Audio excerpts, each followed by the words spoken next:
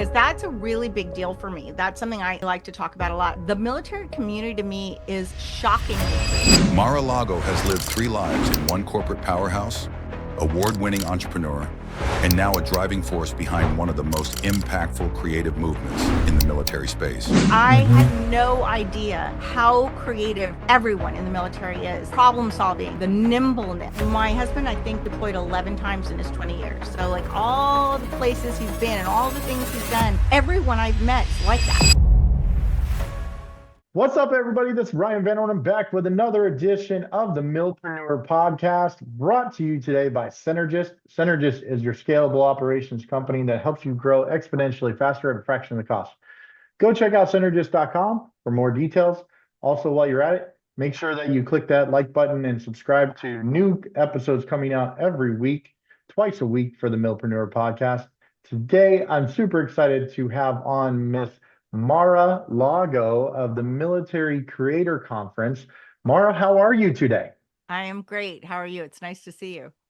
Man, it's great to see you, and I'm super excited about what you got going on because the Military Creator Conference is something that I've seen, I'm going to be a part of, and like just love being able to give more shine. But you have such an incredible backstory about stuff as well, and I want to touch on that as well before we jump too far into this. Is that cool with you? Absolutely. I'm all in. Awesome. Well, yeah, let's just start from, I know we've talked in the past about like what you did before, this journey in the Military Creator Conference. Talk about what your past looked like.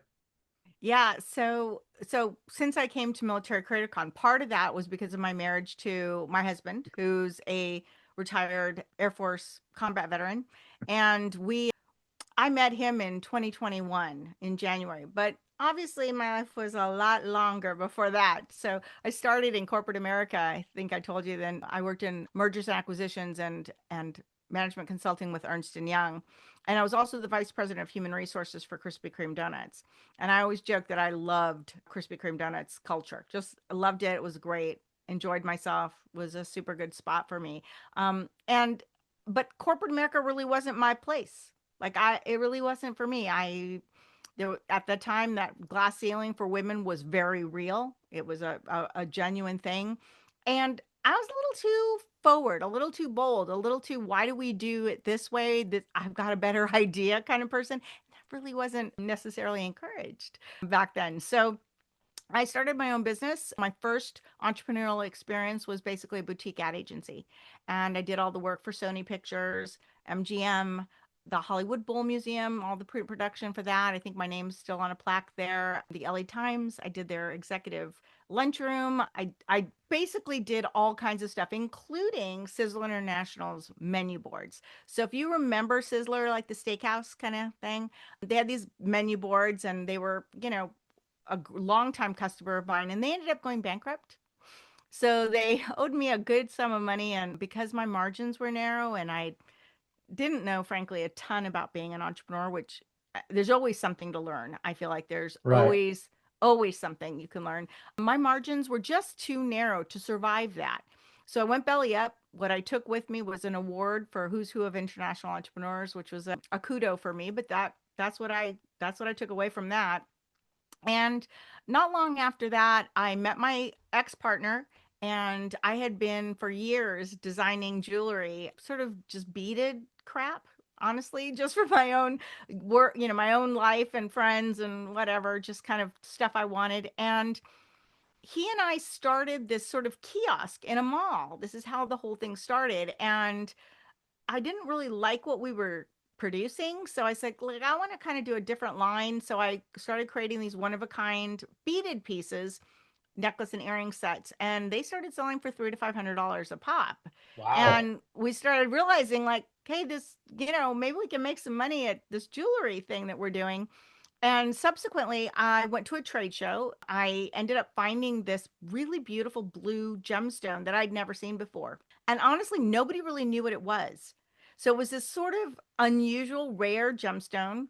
And I loved it. I knew other people would love it. I finally figured out what it was, found that it was only found in a half-mile square of one mountain in the Dominican Republic. And we started dealing in this rare gemstone, and I started designing jewelry with it. And we grew that business from 0 to 8 figures in 11 years, completely unleveraged, no Incredible. investors. Yeah, we bootstrapped the whole thing. And it was quite the great experience. But it was a lot of work. I mean, it was kind of hellish, but great, just like every entrepreneurial experience is, I think. Right. But so that's kind of how I got my claim to fame. I ended up winning the JCK Jeweler's Choice Award, and I ended up exiting in roughly 2016. I'd been on different cruise ships because we had mining operations. We were vertically integrated, so we had mining operations. We had 5 factories worldwide at different points, and about 780 doors, I think, worldwide, including all the cruise ships for Princess, Norwegian. We were on MSC. We were on Celebrity. I had my own boutique actually on Celebrity on 3 of the Solstice class ships. We were in Cabela's. We were in Diamonds International across the Caribbean. So we had a really nice relationship with the Caribbean and with Alaska and a lot of the tourist locations of That's this beautiful stone. unbelievable. Yeah, so I then went on television. We had a relationship with Shop NBC at the time, which I don't know if you remember that shopping channel. I think it's turned into Evine Okay. nowadays, but we had what I call the design grind. I would do special exclusive designs just for them, go on air as a guest and talk about the work and the jewelry and sell those pieces. We did quite well there. Ended up communicating with QVC, but I never ended up taking that contract for reasons that I could discuss later on. But the word in perpetuity was a problem in the contract. So Right. I didn't end up going there. And then, I was on television. And so at one point, we're just like, okay, my ex and I were splitting.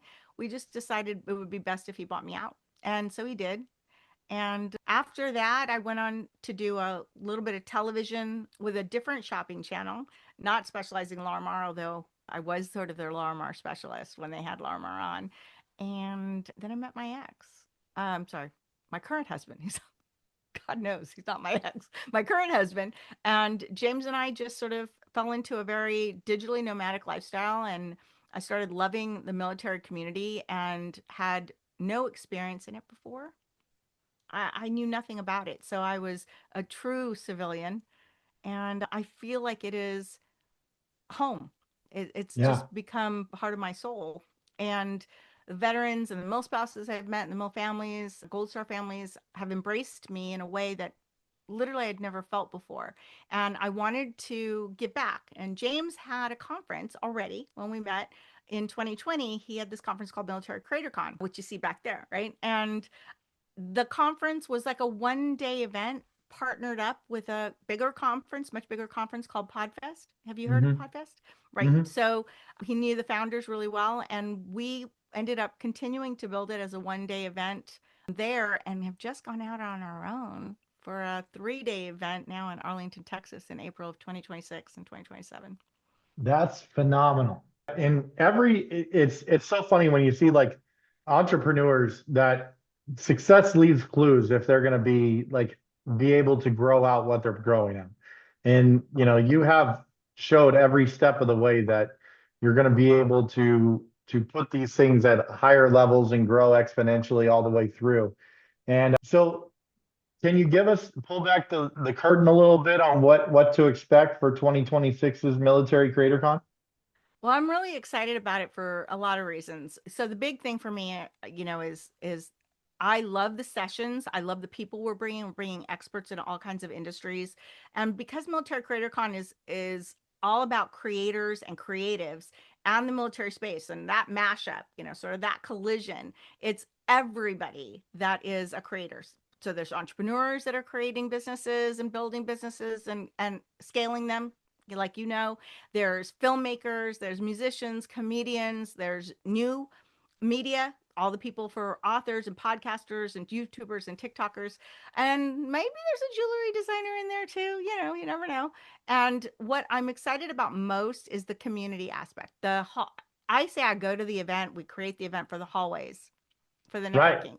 That's, to me, that's what it's about. It's those collaborations. It's connecting with the people who are like-minded.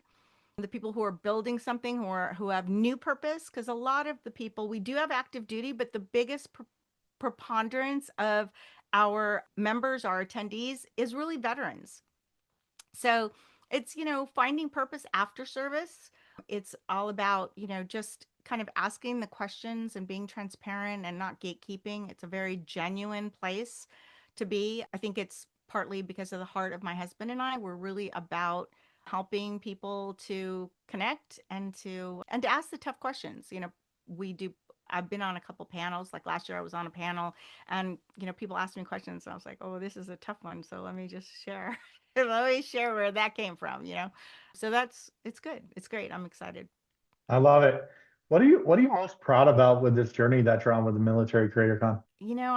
I think it's the people I meet along the way who all want to help and support and be a part of it. It feels so gratifying to, just meeting you. I mean, just every human that I meet, I'm so incredibly grateful for the service that everybody has done to, help me to be in a place that's free and that I have the life that I've been able to live. I always want to have the ability to give back in any way I can. And so for me, that's maybe sharing what I've learned along the way. If I can, if that helps, great. I love it. I've always found with so many different businesses and like these conferences, you don't expect to have like a conversation or something. And then all of a sudden it takes you on like this other tangent that just opens something up. Do you have a story that you can share along those lines?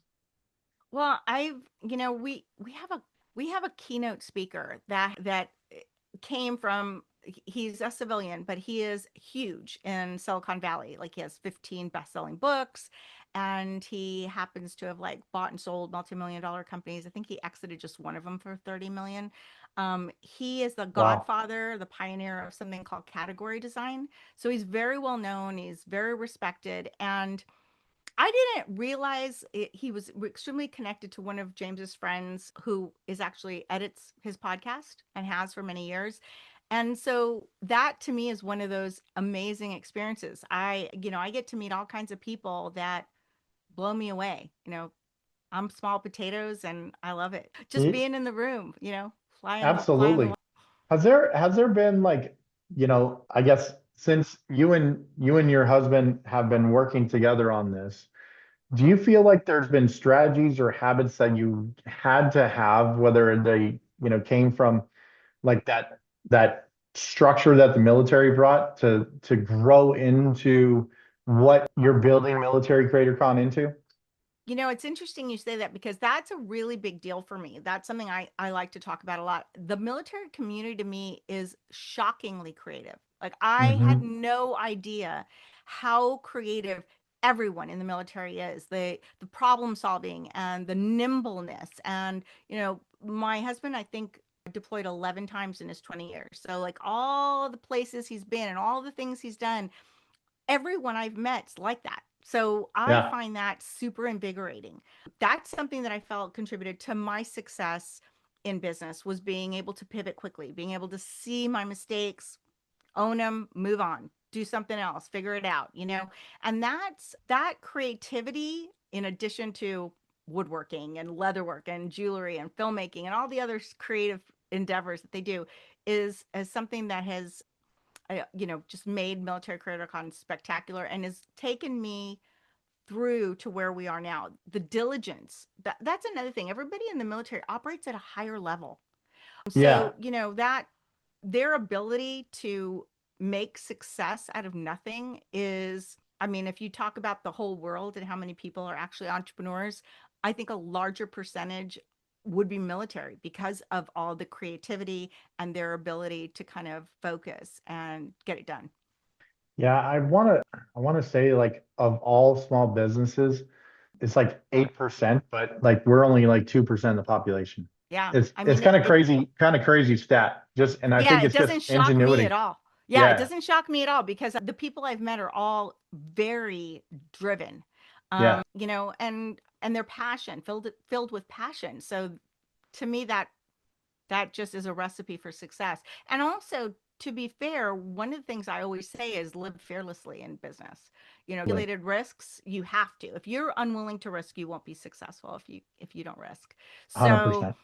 and I find the military space is more comfortable with change and risk and, diversity and all the kinds of things that they encounter on a daily basis. So I love it. I love it. Hey, one of the things that we do on this little podcast here, we like to learn a little bit more on the personal side of our founders and C-suite execs and stuff like that. Are you open for a little rapid fire questioning? I'll do the best I can. All right, cool. So, all right, here we go. So, what's the book that you're reading right now? You got a favorite book that you got your nose in? I don't have my book in my nose in a particular book right now, but there's a book I'm waiting to get, which is Lockheed's Lightning Strike.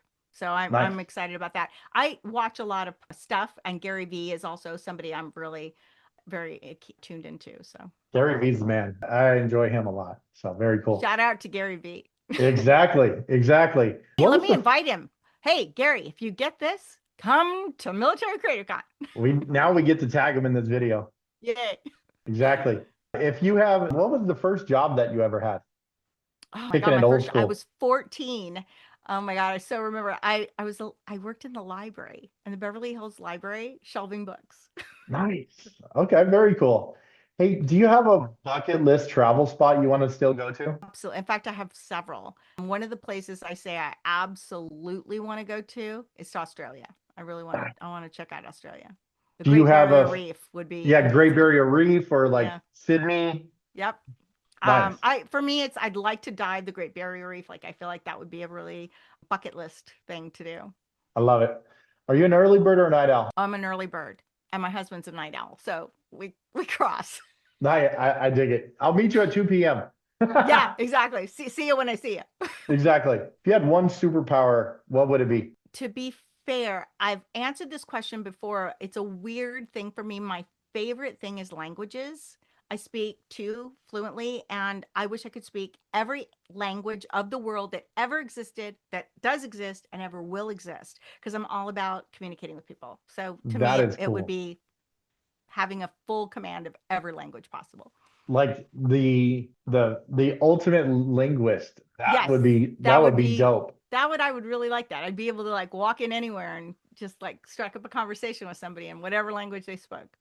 Very cool. Hey, what's the one thing you cannot live without during your workday? Oh my goodness. Well, it sounds really pedantic. My computer, like it has You- my whole life. Gotcha. It's My laptop. It's so funny because like people either say computer, phone, or like, hey, I gotta have my coffee. I was thinking coffee, but I've stopped drinking it recently. So I'm on a protein shake morning now. There you go. There you go. Hey, if you could have dinner with one historical figure, who would it be? Just one. Just one. So I'm sort of a spiritual person, not religious, but I would really enjoy, the first person that came to mind would be Jesus. Nice. I would Very really cool. enjoy finding out about his life. Awesome. Do you have a favorite cheat meal? Pizza. There you go. That's a winner. Any kind of pizza. And then lastly, like what's on your workout playlist? So I'm embarrassing. My husband says I have terrible taste in music. He's really big into grunge and 90s. And I'm like, don't play me any Corn. I'm not. Right. That's such a military thing, Corn. I'm really, I'm like Eric Church. There you go. Favorite. Yeah. Or You can't go wrong with the Chief. Yeah. Yeah. I love it. Well, you absolutely destroyed this rapid fire questioning. So well done. Good job. Thank you. Awesome. Thanks for doing that. I had a lot of fun. Awesome. Well, I got a couple more questions before we wrap up, but like if you could go back to your younger self, maybe that person that was filing books in the Beverly Hills Library, what's that one piece of advice you'd give yourself if you could time travel back? Advice on, so can I qualify? So would it be advice like something don't do? Like when you grow older, like go back, like get the royalties, get the royalties on your jewelry, girl. Don't give up the royalties. That would be the one thing I would probably remind myself to do. Nice. Okay. Very cool. Is there an impact or a legacy that you want people to take from the journey that you've been on? That's a great question because I don't have children. So I don't leave a legacy of that sort. So what I'm hoping is that people will twofold. One, see my jewelry and still love it 100 years from now because it'll still exist. And for me, Military Creator Con is what I now consider to be part of my legacy. And I hope that it continues for many years beyond me and just grows and becomes sort of what I envision and just gets better every year. Awesome. So piggybacking on that, where do you see yourself in 5 years? I see myself at a really big conference that is still extremely intimate and connected, and that people are enjoying themselves and toasting each other and helping each other and collaborating. Like, I just feel that that to me would be like my happy place. Fantastic.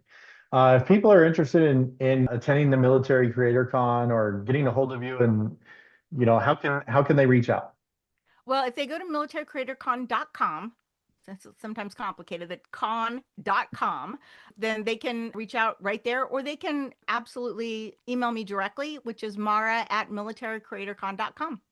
Awesome. Marah, it's been an absolute pleasure having you on the podcast today. Thank you so much for your time. Thank you so much for having me. It was an utter pleasure. Awesome. I'm Ryan Van Ornum. I'm signing off for the Military Milpreneur Podcast today.